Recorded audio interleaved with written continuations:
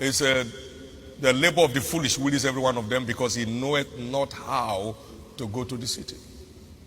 1, we need direction. 2, we need wisdom. And 3, in verse 16 and 17, he said, woe unto thee, O land, when thy king is a child, and thy princes eat in the morning. But blessed art thou, O land, when thy king is the son of the nobles, and thy princes eat in due season for strength and not for drunkenness. That's where discipline comes in.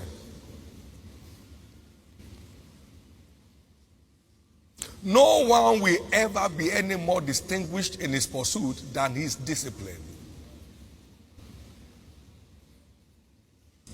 Self-discipline is simply living under self-set rules in a bid to accomplish a given task. Set self-rules.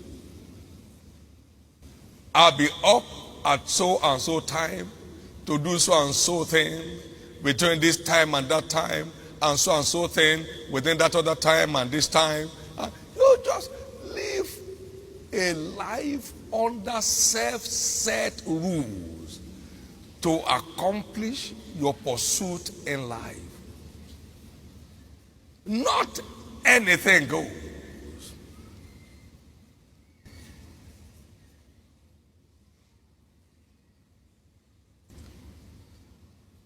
No one ever arrives at a future that he cannot see, and no one ever arrived there without being prepared for it. You can't arrive at a future you are not prepared for. Yes, you see. Are you prepared to walk in the reality of it? And self-discipline is one of those proofs that you are set to experience the reality of the future that you see. Although we have been redeemed to reign on the earth, but indiscipline can rob any believer of his throne. Remember in Galatians chapter 4, the Bible says, and here, as long as he's a child, differeth nothing from a servant, though he be Lord of all. You don't play baby to get to the throne.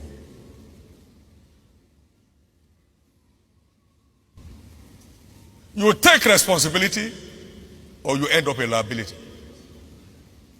Like I said, the opposite of responsibility is not irresponsibility, it's liability.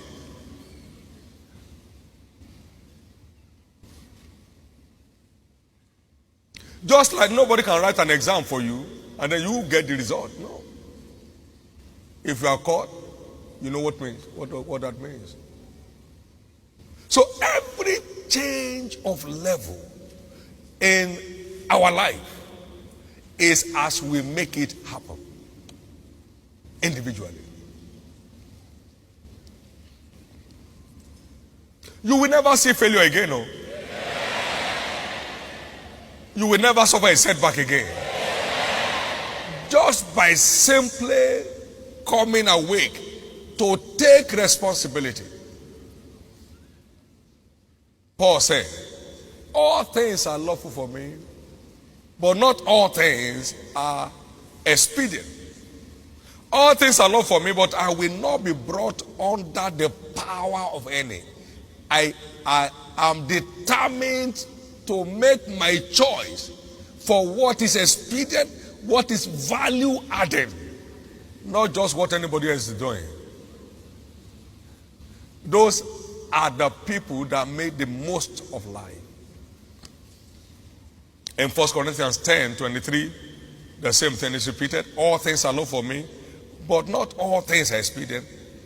All things are lawful for me, but not all things edify. So I have a right to make my choice where I invest my time, energy, and resources.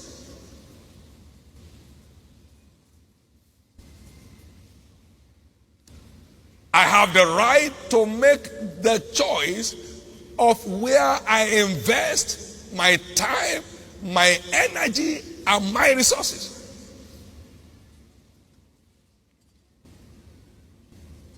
Living under self-set rules is what we call self-discipline.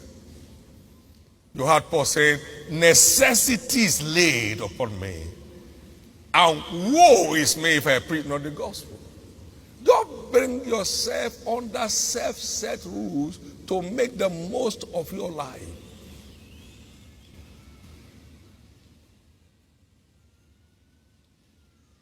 I have not engaged in one business since Jesus called me. Why? I brought myself under necessity to make it the only thing I do all my life. I said, Jesus, should I pretend not to have had you? See that I don't succeed in any other thing I do. You can't be a first-class citizen without being focused. If your eye be single, your whole body will be full of light. Somebody's catching something here. Don't leave your life to chance. Don't